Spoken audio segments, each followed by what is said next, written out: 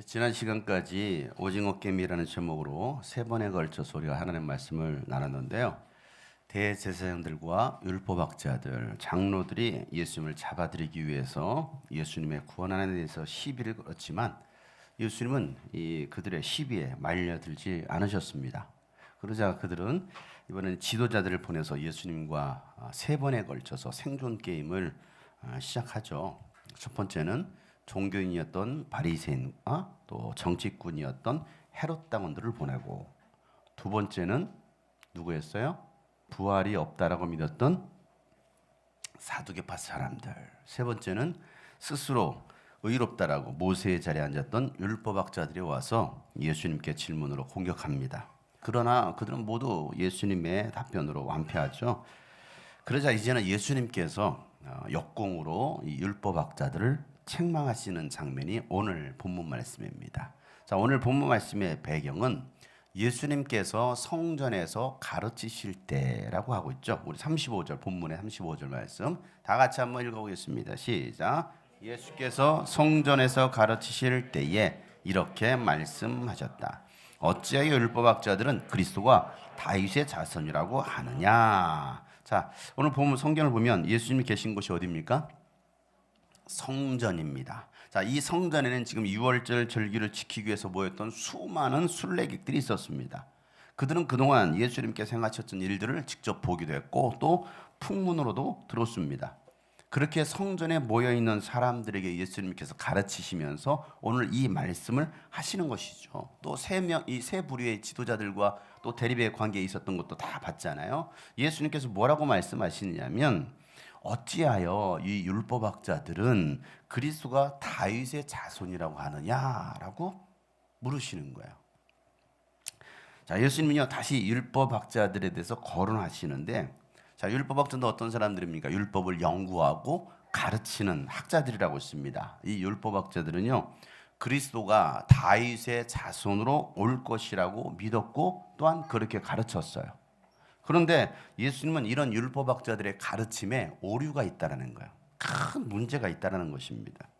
자, 왜 그들은 그리스도가 다윗의 자손이라고 하느냐라는 이 질문 속에는 말은 그리스도가 다윗의 자손으로 올 것이라고 하면서 왜 율법학자들은 나를 그리스도로 인정하지 못하고 믿지 못하느냐라고 예수님께서 말씀하시면서 그들에게 지금 질문하시는 거예요. 이 율법학자들은요 구약 성경에서 예언하셨던 이 메시아 대망 사상을 기다렸던 사람들이었습니다. 모세와 예언자들은요 이스라엘을 구원할 메시아가 이 다윗의 자손으로 올 것이라고 분명히 예언했습니다. 제일 먼저 등장하는 것이 바로 창세기예요. 야곱이 죽은 줄로만 알았던 요셉을 이집트에서 만나고 난 다음에 죽기 전에 자식들을 다 모아놓고 12아들을 모아놓고 예언적인 축복 기도를 해줍니다. 그중 넷째 아들이었던 유다에게는요 다음과 같이 축복하는데요. 창세기 49장 10절 말씀에 오늘은 좀 성경을 많이 읽을 거예요. 한번 읽어보도록 하겠습니다. 시작. 임금의 지휘봉이 유다를 떠나지 않고 통치자의 지휘봉이 자손 권능으로 그 자리에 앉을 분이 오시면 만민이 그에게 순종할 것이다. 유다의 자손을 통해서 임금이 나오게 될 것이고 임금의 지휘봉이 떠나지 않을 거라는 것입니다. 또 권능으로 그 자리에 앉을 분이 오시면, 자, 그분이 누구예요? 바로 예수 그리스도이시죠.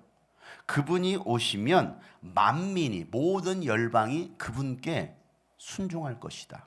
엎드릴 것이다 라고 예언하고 있어요. 모든 열방이 그를 찾을 거라는 것입니다.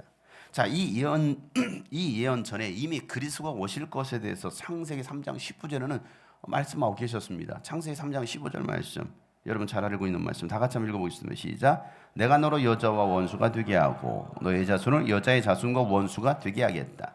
여자의 자손은 너의 머리를 상하게 하고 너는 여자의 자손의 발꿈치를 상하게 할 것이다. 아멘. 에덴 동산 아담과 하와가 타락한 이후 하나님께서는 이와 같이 말씀하셨어요. 그러니까 이미 창세기 3장 15절에 메시아가 오실 것에 대해서 인류를 구원할 메시아가 오실 것, 또 마귀를 멸하실 그 그리스도가 오실 것에 대해서 분명히 예언했습니다. 하나님은요, 이 야곱의 예언적 기도대로 유다의 자손 중에 이새의 아들 다윗을 이스라엘의 왕으로 세우십니다. 그리고 하나님은 다윗에게 너에게 있어서 너의 왕조가 끊어지지 않게 해주겠다라고 하나님은 다윗과 약속하십니다.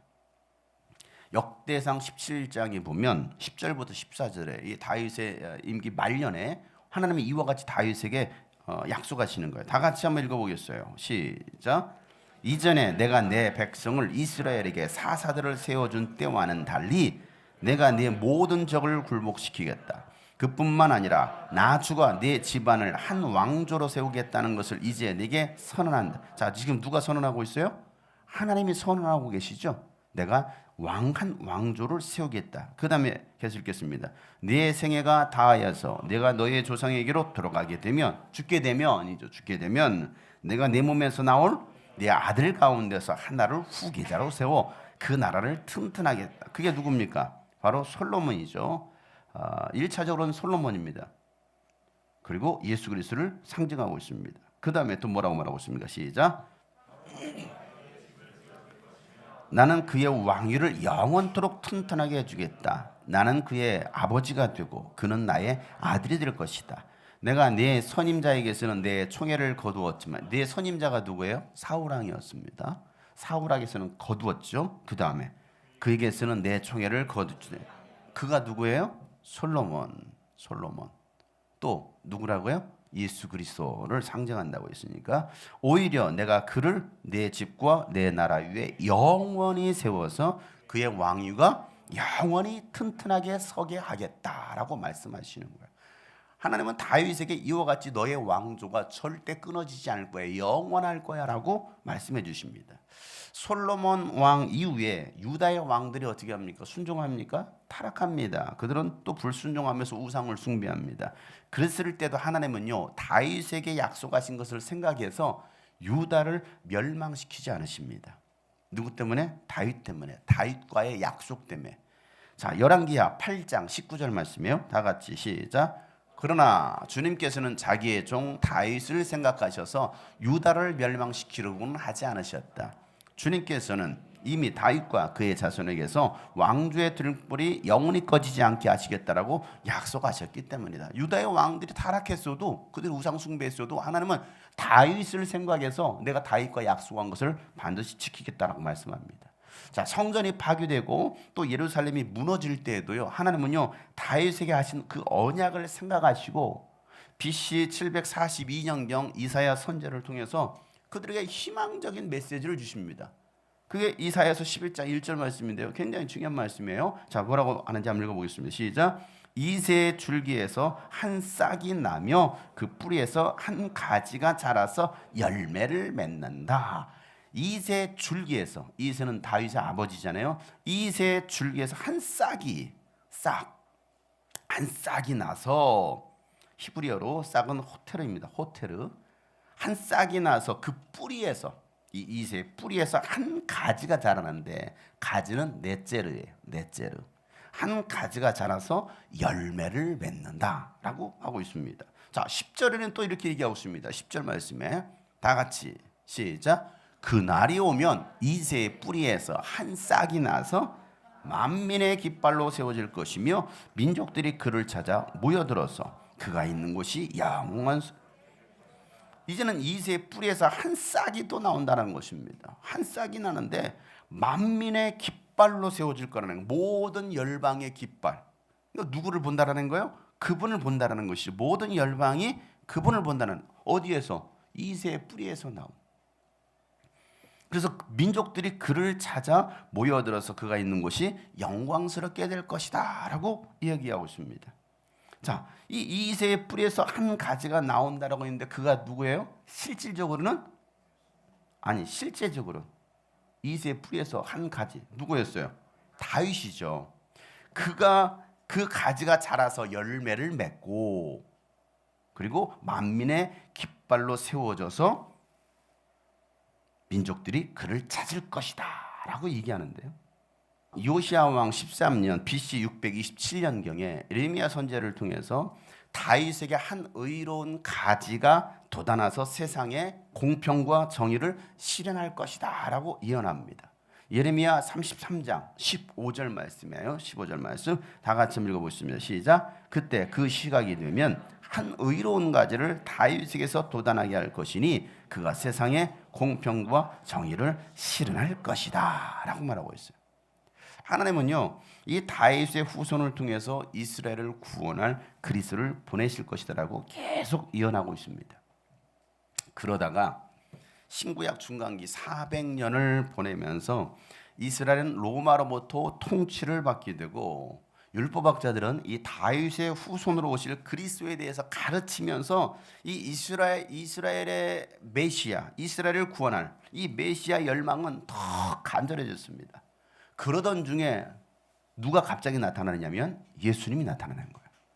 물론 예수님 전에 6개월 전에 침례 요한이 나타나서 예수님 오실 길을 예비하게 되죠. 자, 이 율법학자들과 종교 이 지도자들은요, 예수님을 그리스도로 인정할 수가 없었어요. 그 이유가 어디 있었습니까? 예수님은 어디 사람이에요? 그렇죠. 갈릴리 나사렛 사람이에요. 그리고 그곳에서는요, 그리스도가 나실 수 없다라고 그들은 생각했습니다.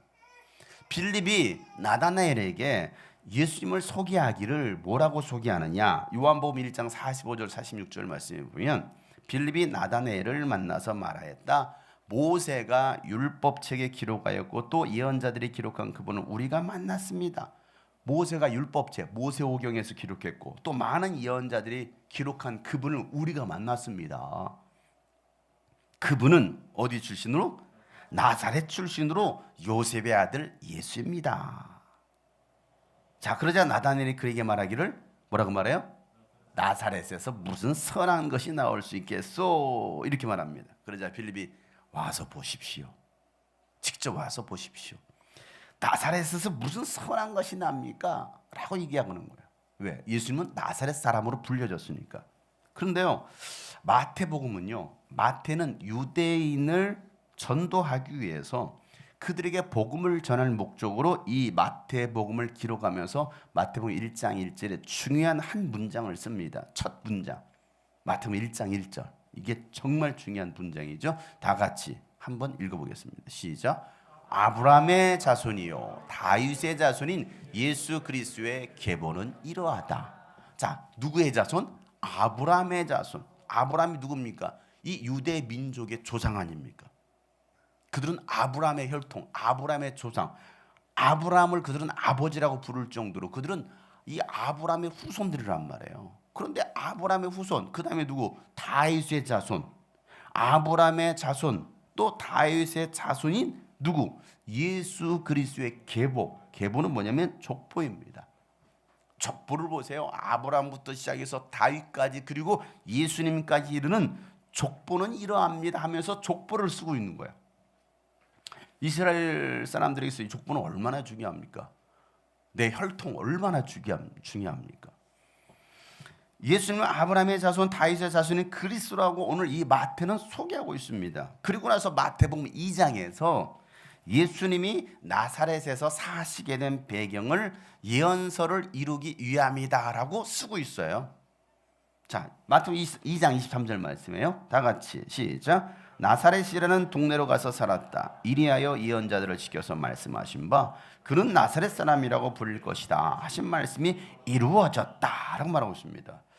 이건 참 이상한 말씀인 거예요. 마태는요, 예언자들을 시켜서 말씀하신 것을 이루기 위함이라 하면서 예수님을 나사렛 사람이라고 불리게 될 것이다 라고 기록합니다. 어디에 이런 말씀이 있나요? 이 근거 어디 있어요? 이새 뿌리에서 나오는 줄기가 그리스도인데 아까 얘기했던 줄기는 히브리어로 뭐라고 했어요? 넷제르입니다. 넷제르. 그런데 나사렛 사람이라고 불리게 될 것이다. 나사렛이라는 히브리어는 나제레예요. 나제레. 구약 성경에서도 나사렛은 등장하지도 않아요. 한 번도 기록하고 있지 않습니다. 구약 성경에서도 나오지 않는 이 나사렛이지만 예수님께서 나사렛에서 사셔야 되는 이유를 마태는 의도적으로 쓰면서 예수가 그리스도라고 증거하고 있는 거예요. 어디에서? 이세 바로 줄기라는 그 단어에서 바로 예수님께서 나사렛에서 나짜레에서 사시게 된 이유를 설명하고 있습니다. 율법학자들은요, 그리스도가 다윗의 동네인 이 베들레헴에서 나올 거라고 믿었기 때문에 나사렛 사람 예수를 그리스도로 인정할 수가 없었어요. 예수님이 베들레헴에서 태어난 것을 그들은 알지 못해요. 그죠? 예수님은 어디서 태어났어요? 베들레헴에서 태어났어요. 그러나 어디서 살았어요? 나사렛에서 살았어요. 그러니까 나사렛 사람이라고 불렀지 베들레헴 출신이라고 말하지 않았거든요. 자, 요한복음에 보면요, 이 문제 때문에 분열이 일어나는 사건이 등장합니다. 요한복음 7장 41절부터 43절 말씀에 보면 다 같이 한번 읽겠습니다. 시작. 이 사람은 그리스도이다 하고 말하는 사람들도 있었다. 그러나 더러는 이렇게 말하였다. 갈릴리에서 그리스도가 날 수 있을까? 성경은 그리스도가 다윗의 후손 가운데서 날 것이요 또 다윗이 살던 마을 베들레헴에서 날 것이라고 말하지 않았는가? 무리 가운데 예수 때문에 불의가 일어났다. 그러잖아요. 예수님 어떤 사람은 그리스도다 그러면 야 무슨 갈릴리에서 그리스도가 나 베들레헴에서 난다고 했어 라고 말하고 이것 때문에 분열이 일어난 거예요. 자, 그리스도는 베들레헴에서 나야 된다라는 근거를 그들은 이 율법학자들이나 이스라엘 백성들은 어디에 미가서에서 둡니다. 미가서 5장 2절에 보면 이 말씀이 나와요. 다 같이 미가서 5장 2절 시작. 그러나 너 베들레헴 에브라다야 너는 유다의 여러 족속 가운데서 작은 족속이지만 이스라엘을 다스릴 자가 내게로 나올 것이다. 그의 기호는 태초에 거슬러 올라간다 라고 말하고 있습니다. 보세요. 너 베들레헴 에브라다야 너는 유다의 여러 족속 가운데 지극히 작은 족속이지만 이스라엘을 다스릴 자가 이 베들레헴에서 나오게 될 것이다 라고 예언해 있습니다. 그러니까 이들은 갈릴리 출신의 예수를 그리스도로 인정할 수가 없는 거예요. 왜? 베들레헴에서 메시아가 온다고 했지 갈릴리에서 메시아가 온다라고는 안 했거든요. 자, 그런데 예수님은요 자신을 모세와 예언자들이 소개한 바로 그리스도다. 너희들이 그렇게 기다렸던 그리스도가 바로 나다라고 예수님께서는 말씀하십니다. 누가복음 24장 27절 말씀에 보면 다 같이 시작. 그리고 예수께서는 모세와 모든 예언자에서부터 시작하여 성경 전체에서 자기에 관하여 써놓은 일을 그들에게 설명하여 주셨다. 그리고 나 44절에 뭐라고 말하느냐. 예수께서 그들에게 말씀하셨다. 내가 전에 너희와 함께 있을 때 너희에게 말하기를 모세의 율법과 예언서와 시편에 나를 두고 기록한 모든 일이 반드시 이루어져야 한다고 하였다. 바울도 모세 그죠? 이렇게 모세도 예언자들도 시편에서도 계속 예수님은 그리스도라는 것을 예언하는 것을 나는 바로 이 성경을 이룬다라고 계속 얘기하고 있는 거예요. 자, 바울도요 모세의 율법과 예언서를 가지고 예수님에 대해서 증언하기를 사도행 28장 23절에 보면 이렇게 증언하죠. 다 같이 시작. 그들은 바울과 만날 날짜를 정하였다. 그날에 더 많은 사람이 바울의 숙소로 찾아왔다. 그는 아침부터 저녁까지 그들에게 하나님 나라를 엄숙히 증언하고 모세의 율법과 예언자의 말을 가지고 예수에 관하여 그들을 설득하면서 그의 속내를 터놓았다. 이게 지금 바울이 로마에 들어가 가지고 자택연금 가운데서 그를 찾아왔던 사람들에게 바로 예수님을 소개하는 거예요. 뭐라고 소개합니까? 모세의 율법과 예언자들의 말을 가지고라고 말하고 있죠. 그러니까 성경의 이 율법 예언서를 통해서 예수 그리스도에 관한 말씀을 얘기하고 있는 거예요. 요한계시록은 또 뭘 기록합니까? 요한계시록에서는요 예수님을 다윗의 뿌리요 다윗의 자손이요 빛나는 샛별이다라고 요한은 또 증언합니다. 자, 요한계시록 22장 끝장이에요. 16절 말씀 시작. 나 예수는 나의 천사를 너희에게 보내어 교회들에 주는 이 모든 증언을 전하게 하였다. 나는 다윗의 뿌리요 그의 자손이요 빛나는 샛별이다 라고 말하고 있습니다. 자, 요한은 예수님은 나는 다윗의 뿌리요 그리고 그의 또한 자손이요 빛나는 샛별이다 이렇게 말씀하셔요. 자, 그런데요 율법학자들은 그럼에도 불구하고 이 예수님을 인정하지 못하고 믿지 못하는 거예요. 그래서 예수님께서 다윗의 말을 인용합니다. 그다음 말씀이 바로 그죠. 다윗의 말을 인용하면서 말씀하시를 오늘 본문 36절 시작. 다윗이 성령의 감동을 받아서 친히 이렇게 말하였다. 주님께서 내 주께 말씀하셨다. 내가 네 원수를 네 발 아래에 굴복시킬 때까지 너는 내 오른쪽에 앉아 있어라. 자, 다윗이 성령의 감동을 받아서 뭐라고 말하고 있어요? 네, 여러분 성경 읽어보셔요. 주님께서 내 주께 라는 표현을 쓰고 있는데요. 이 말씀은 시편 110편 1편 말씀이에요. 시편 110편 1편 말씀. 자, 여러분 성경을 고고하고 이 자막에 있는 시편 110편 말씀하고 먼저 비교해 보세요. 읽어보겠습니다. 시작. 주님께서 내 주님께 말씀하시기를 내가 너의 원수들을 너의 발판이 되게 하기까지 너는 내 오른쪽에 앉아 있으라 하셨습니다. 자, 다윗은 주님께서 내 주님께, 이 세번역 성경은요 주님께서 내 주님께 이렇게 번역하고 있어요. 그러다 보니까 좀 헷갈릴 수가 있어요. 그러면 히브리어 원어로 봤을 때는 이게 어떻게 되느냐? 히브리어 원에서는 앞에 주님께서는 뭐냐면 야훼입니다. 야훼. 그리고 내 주님께는 뭐냐면 아도니라는 단어를 씁니다. 아도니. 이것은 사람의 주인, 나의 주인 이거예요. 그러니까 야훼 하나님께서 내 주님께, 내 주인님께, 그러니까 내 주인이 누구예요? 바로 그리스도를 말하고 있죠. 그리스도. 자, 다윗은 그리스도를 뭐라고 부르고 있다고요? 아도니, 아도니, 나의 주인님이라고 고백하는 거예요. 그러니까 다윗 스스로는 그리스도를 주인님이라고 불렀는데 어떻게 그리스도가 다윗의 자손이 되겠느냐? 그러니까 족보가 웃긴 거잖아요. 다윗의 자손으로 그리스도가 오신다고 했는데 오히려 다윗은 그 그리스도를 뭐라고 고백한다고요? 내 몇 대 손자야 이게 아니라 뭐라는 거예요? 나의 주인이 이렇게 된다라는 거예요. 그 말은 그 주가 다윗의 후손으로 오실 그가 다윗보다 먼저 있다 후에 왔다? 먼저 있었다라는 것을 다윗이 성령의 감동을 받아서 이와 같이 이야기했다, 성경을 기록하고 있다라고 얘기하고 있는 것이죠. 자, 그래서 오늘 본문 37절 다 같이 시작. 다윗 스스로가 그를 주라고 불렀는데 어떻게 그가 다윗의 자손이 되겠느냐? 많은 무리가 예수의 말씀을 기쁘게, 그렇죠.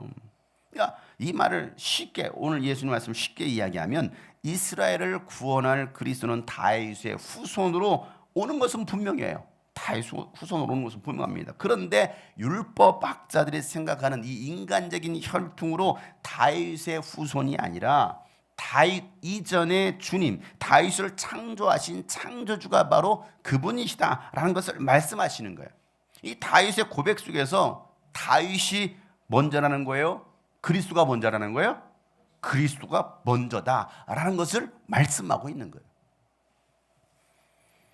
율법학자들은요, 이 다윗의 자손으로 오실 사람을 기다렸지 이스라엘을 구원할 메시아가 진짜 누구인지를 깨닫지는 못했다라는 겁니다. 그러니까 자신들을 구원할 어떤 왕, 그들을 구원할 누군가를 사람을 기다리고 있었던 것입니다. 다윗은요 성령의 사람이었지만 이 율법학자들은요 성령의 사람들이 아니었어요. 오늘날도 마찬가지입니다. 성경을 성령으로 깨닫지 못하고 학문적으로만 이해하려고 하면요 성경을 오해하는 경우가 참 많습니다. 예수님을 하나님의 아들 그리스도로 인정하지 못하고요 오히려 자신이 그리스도가 되어서 이단 사상을 만들어낸 사람들이 있는 거예요. 왜? 성경을 오해하니까, 잘못 해석하니까. 신학교 교수들도 목사들도 성령으로 성경을 읽지 않으면요 하나님의 뜻을 제대로 알 수 없어요. 그런데 여러분 일반 성도들은 오죽하겠습니까? 그래서 우리가 성령으로 충만하지 않으면 이단들에게 미혹되는 거예요. 진리에서 속히 떠나는 겁니다. 속이는 영과 귀신의 가르침을 따르는 거예요. 그래서 우리가 미혹되지 않으려면 뭘 알아야 돼요? 성경을 알아야 된다. 다 같이 성경을 알자. 졸지 말자. 오늘은 이런 이 성경 얘기를 많이 한다고 아주 눈이 깜빡 눈으로 아멘 아멘 하시는 분들이 계셔요. 고향이에요? 눈으로 아멘 아멘 하게. 성경을 알자. 예수를 알자. 그래, 우리는 성경을 알아야 미혹되지 않는 거예요. 여러분, 성경을 연구해야 합니다. 성경 속에서 예수를 발견해야 돼요. 모든 성경은 예수를 증언하고 있습니다. 요한복음 5장 39절 말씀에 예수님 이렇게 말씀하시죠. 너희가 성경을 연구하는 것은, 이 성경이 어떤 성경이에요? 바로 율법서, 예언서, 구약 성경이죠.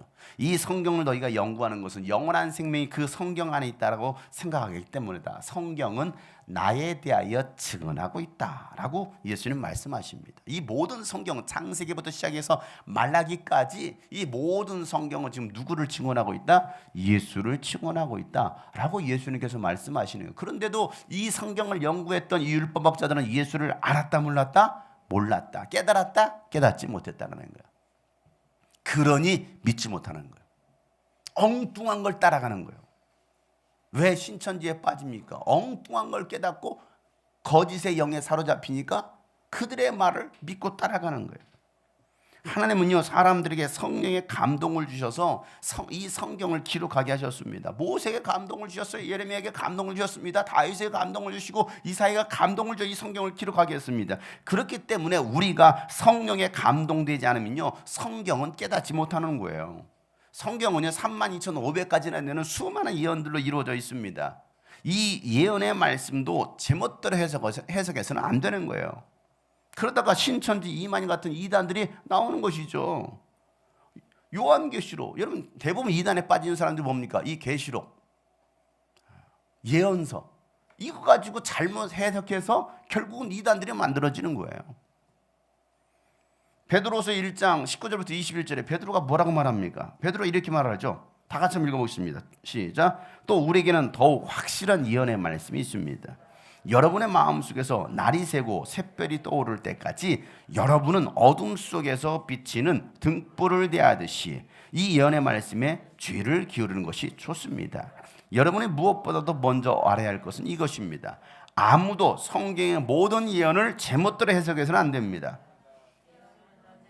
사람의 뜻에서 나온 것이 아니라 사람들이 성령에 이끌려서 하나님께로부터 오는 말씀을 받아서 한 것입니다 라고 말하고 있어요.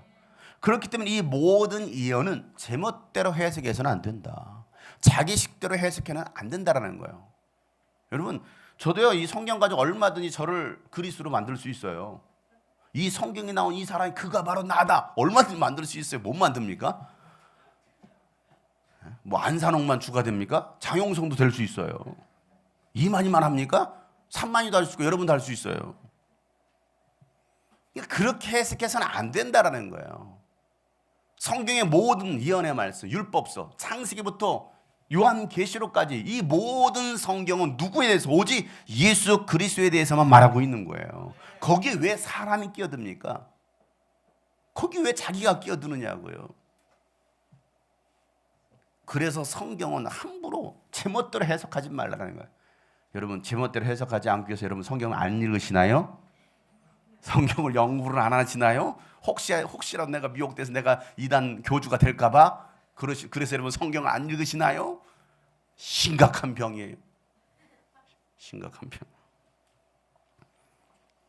그래서 성령에 이끌려서 하나님께로부터 오는 이 말씀을 받아서 기록했기 때문에 우리가 성령으로 읽지 않으면 성경은 우리는 제대로 이해할 수 없다라는 것입니다. 회당에서 예수님의 가르침을 들었던 이 많은 무리들은요, 이 예수님 말씀을 듣고 굉장히 기쁘게 생각합니다. 굉장히 기쁘게 생각해요. 왜요? 예수님의 가르침에는요, 유쾌, 통쾌, 명쾌한 이 가르침이 있었습니다. 율법학자들과의 가르침과는 달랐어요. 마가복음 1장 22절에 보면 우리가 나눴던 말씀 중에 마가복음 1장 22절에 사람들이 이렇게 말하죠. 다 같이 한번 읽어보겠습니다. 시작. 사람들은 그의 가르침에 놀랐다. 예수께서 율법학자들과는 달리 권위 있게 가르치셨기 때문이다. 예수님의 가르침에는요 권위가 있었다는 거예요. 권세가 있었다는 것이죠. 그래서 예수님은요 이 율법학자들을 책망하시면서 야 너희들은 저들을 조심하라 라고 오늘 말씀하시는 것이에요. 38절부터 40절 말씀이죠. 다 같이 시작. 예수께서 가르치시면서 이렇게 말씀하셨다. 율법학자들을 조심하여라. 그들은 예복을 입고 다니기를 좋아하고 장터에서 인사받기를 좋아하고 회당에서는 높은 자리에 앉기를 좋아하고 잔치에서는 윗자리에 앉기를 좋아한다. 그들은 과부들의 가산을 삼키고 남에게 보이려고 길게 기도한다. 이런 사람들이야말로 엄한 심판을 받을 것이다. 이런 사람이야말로 누구? 이 율법학자들, 이 종교 지도자들 같은 사람이야말로 엄한 심판을 받을 것이다 라고 말하고 있습니다. 이 말씀이 짧게 나왔는데요, 마태복음 23장에서는요 한 장 전체에 걸쳐서 이 율법학자들에 대해 잘못된 모습을 책망하십니다. 한 장 전체에 대해서. 여러분 율법학자들은 어떤 사람들이었습니까? 오늘 말씀해 보니까 예복을 입고 다니기를 좋아한다는 것입니다. 제사장의 옷, 딱 이 옷만 봐도 저 사람 제사장이네, 저 사람 대제사장이네 알 수 있죠. 종교인들의 옷을 입고 다니면서 그들은 사람들이 많이 모이는 장터에서 뭐합니까? 돌아다니는 거예요. 뭘 입고? 그 옷을 입고 돌아다니는. 그러니까 제사장님 오셨습니까? 목사님 오셨습니까? 인사한다라는 것이죠. 여러분 대선 주자들이요 선거철만 되면 장터에 돌아다닙니다. 오늘 말씀처럼 표에 굶주린 이 왕초 거지 같아요. 한 표 달라고 굽신거리면서 인사받기를 좋아합니다. 아이고 오셨어요? 대표님 오셨습니까? 좋아합니다. 평소 먹지도 않는 이 순댓국을 먹으면서 맛있네요 쇼들을 합니다. 선거만 끝나보세요. 시장 거들떠 보지도 않습니다. 어디로 갑니까? 회당 높은 자리에 앉기를 좋아하고 잔치에서 윗자리에 앉기를 좋아한다는 것입니다. 권력과 명예의 전당에 자신들을 올려놓는 거예요. 그들은요 세상에서 소외되고 가난하고 힘겹게 눈물로 살아가는 이 과부들의 가산을 삼키는 자들이라는 거예요. 누가요? 그들이요. TV에 잘 나오시는 분들이요.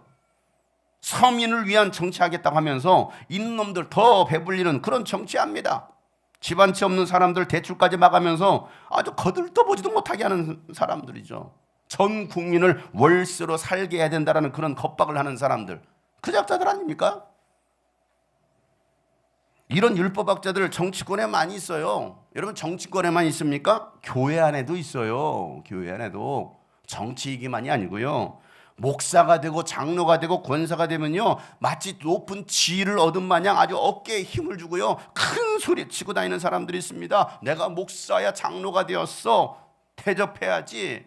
여러분 목사, 장로, 권사, 집사 이런 직분은요 섬기는 직분이지 섬김 받으려는 직분이 아니라는 거예요. 근데 섬김 받으러 갑니다. 어제 우리 청년부 MT 미션 트레이닝 있었습니다. 모임 장소에요. 금요일 저녁 7시 30분에 도착해서 고기 굽는다고 해가지고 제가 8시부터 새벽 3시 30분까지 저는 불을 뗐습니다. 끝나고 나니까 머리는 채로 하얗게 흰 눈이 쌓였고요. 허리가 안 펴져가지고 구부리고 제가 숙소로 들어갔습니다.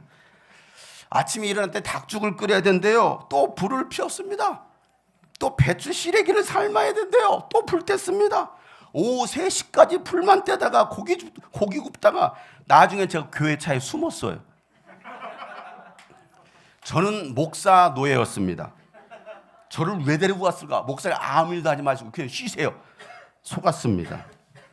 밤낮 불을 꺼트리지 않는 레위인 체험하고 돌아온 장년부 MT였습니다. 그래서 제가 안 간다고 했거든요. 백신 맞는 것까지 밀어가면서 갔거든. 네. 율법학자들은요 남에게 보이기 위해서 기도를 길게 하는 사람들이었어요. 기도는요 하나님이 들으시는 것인데 이들은 사람들이 듣도록 기도하고 보이기 위해서 기도했습니다. 예배 생활은 사람 보이기 위해서 하는 게 아니에요. 목회자에게 잘 보이기 위해서 하는 것이 아닙니다. 목사님 저 오늘 교회 나왔어요 하는 게 아니죠. 여러분의 영혼이 살기 위해서 예배하는 것입니다. 하나님을 만나기 위해서 하나님과의 친밀한 사귐을 위해서 예배하는 것입니다. 그럴 때에 하나님께서 들으시는 거예요. 누가복음 18장에 보면요 2사람이 나와서 기도하는 장면이 나오거든요. 근데 이 2사람의 기도는요 완전히 달랐어요. 누가복음 18장 10절부터 14절 말씀 두 사람의 기도 한번 읽어보도록 하겠습니다. 시작. 두 사람이 기도하러 성전에 올라갔다. 한 사람은 바리새파 사람이고 다른 한 사람은 세리였다. 바리새파 사람은 서서 혼잣말로 이렇게 기도하였다. 하나님 감사합니다. 나는 남의 것을 빼앗는 자나 불의한 자나 간음하는 자와 같은 다른 사람들과 같지 않으며 더구나 이 세리와는 같지 않습니다. 나는 일에 2번씩 금식하고 내 모든 소득의 11조를 바칩니다. 그런데 세리는 멀찍이 서서 하늘을 우러러볼 가슴을 치며 하나님 이 죄인에게 자비를 베풀어 주십시오 하고 말하였다. 내가 너에게 말한다. 의롭다는 인정을 받고서 자기 집으로 내려간 사람은 저 바리새파 사람이 아니라 이 세리다. 누구든지 자기를 높이는 사람은 낮아지고 자기를 낮추는 사람은 높아질 것이다 라고 말하고 있습니다. 두 사람의 기도, 바리새파 사람과 세리. 바리새파 사람은 스스로 의롭다라고 생각했던 사람이고 그러면서 세리는 죄인이라고 정죄했던 사람. 자, 이 바리새파 사람의 기도는 어떻습니까? 일주일에 2번씩 금식한대요. 여러분 2번씩 금식하시는 분? 또 모든 소득의 11조를 바쳤어요. 여러분 모든 소득의 11조를 바쳤습니다. 이 정도면 여러분 신앙생활 잘하는 거 아니에요? 율법 그 이상으로 하는 거 아닙니까? 여러분들이 이렇게 하시나요? 일주일에 2번씩 금식하시고 모든 소득의 11조를 여러분 들으십니까? 그런데 문제는 뭐냐면 네가 이렇게 금식도 열심히 하고 11조도 했지만 하나님께서 그를 받지 않으시더라는 거예요. 왜요? 보여주기 위한 신앙생활, 보여주기 위한 기도인 것입니다. 자랑하기 위해서 기도, 나는 저 세리와는 다릅니다 하면서까지. 신앙생활은요 자랑하는 게 아니에요. 이 사람의 기도와 신앙생활에는요 하나님의 사랑이 없는 거예요. 하나님을 향한 사랑으로 해야 되는데 그 하나님을 향한 사랑이 없습니다. 겸손함이 없었습니다. 마땅히 해야 하는 것임에도 불구하고 이게 자랑거리가 되는 거예요. 자랑거리가 마땅히 해야 되는 것임에도 불구하고 이 바리새파 사람의 감사는요 마음에서 우러나온 감사가 아니었습니다. 처음 기도를 어떻게 시작했습니까? 하나님 감사합니다 했잖아요. 그러나 그게 진정성이 없어요. 우리는 하나님께 하는 것입니다. 했으면 잊어버리는 거예요. 그냥 감사하는 거예요. 감사하는 거죠. 세리는요 얼굴도 들지 못하면서 죄인이라고 고백하고 하나님의 긍휼을 베풀어 달라고 기도합니다. 그리고 자신을 더욱 낮춥니다. 예수님처럼 죄인의 몸을 입고 이 땅에 오신 그리스도 예수, 하나님의 아들. 그러나 사람들은요 그리스도를 그 그리스도로 알지 못하고 부르지 않았습니다. 우리는 어떨까요? 여러분에게 있어서 예수님은 어떤 분이십니까? 여러분에게 있어서 예수님은 어떤 분이셔요? 이 넷플릭스에서 1위를 달리던 오징어 게임을 꺾고 새롭게 1위를 차지한 드라마가 있습니다. 자신의 이름을 숨기고 다른 이름으로 복수하는 한 여인의 이야기입니다. 제목은 My Name. 하나님이신 예수님도 이 땅에 아버지의 이름을 가지고 오셨어요. My name is Jesus Christ. My name is Jesus. 그러나 사람들은요 예수님을 알지 못하고 받아들이지 않았습니다. 요한복음 5장 43절 말씀에 보면 예수님께서 이렇게 말씀하시죠. 내가 내 아버지의 이름으로 왔는데 내 아버지의 이름으로 왔는데 너희는 나를 영접하지 않는다. 그러나 다른 이가 자기 이름으로 오면 너희는 그를 영접할 것이다 라고 말하고 있어요. 다시 말해서 나는 아버지의 이름으로 왔어. 만약에 내가 내 이름으로 왔다고 한다면 너희들은 나를 받아들였을 거야. 내가 철수야 했으면 받아들였을 거야. 그런데 나는 예수인데 이게 아버지의 이름이야 라고 말하니까 너희들이 나를 받아들이지 않는 거야 라고 말씀하시는 거예요. 아버지께서 보내신 그리스도라고 하니까 사람들은 예수를 받아들이지 않는 것입니다. 그러나 하나님 아버지께서 주신 그 아버지의 이름으로 제자들을 지킵니다.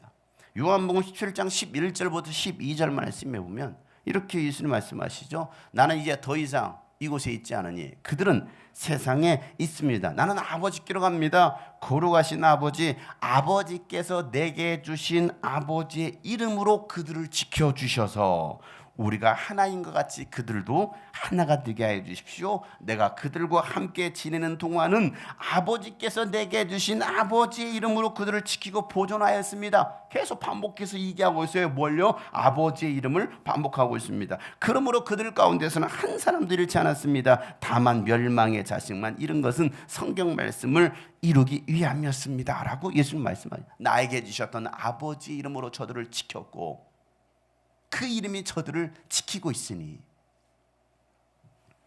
여러분, 예수의 이름이 여러분을 지키고 보호합니다.